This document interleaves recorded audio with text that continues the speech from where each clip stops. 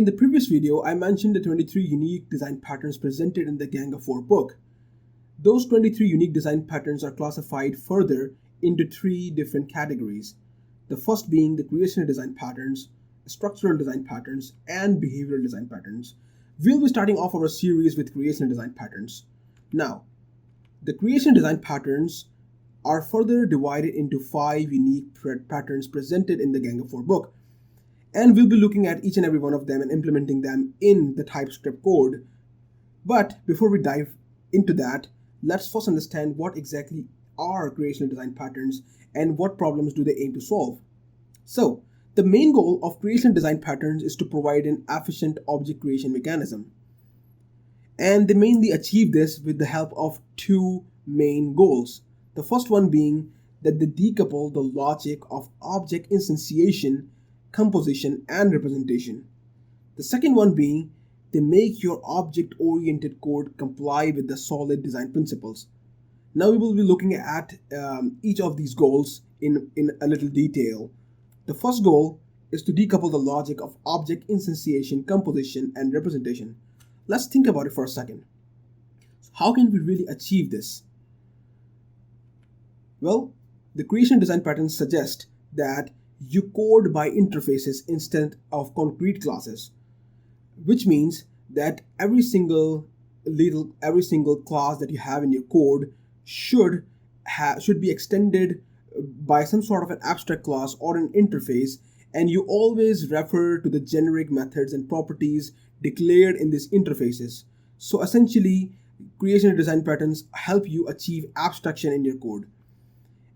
And since you're always coding by interfaces, you are able to hide the complexities added in your concrete classes, and which ultimately results in encapsulation in your code as well. Finally, they also allow flexibility in your code. Since you're able to achieve abstraction and encapsulation, you're also able to achieve this flexibility to add more entities and products as your software scales, without ever needing to modify the existing code. The second goal of creational design patterns is to make your object-oriented code comply with solid design principles. And they mainly achieve this by making your code comply with the open-close principle. And the open-close principle suggests that your code should be open for extension. Now let's think about it for a second. What I mentioned in the previous goal is that we will always code by interfaces. So when you're coding by interfaces, every single concrete class that implements this interface will have generic methods and will have this generic properties. So the consumer code or the client code, which is always referring to this interface, does not need to be modified, which is what is being suggested in the open-close principle. And the closed means that your code should be closed for modification.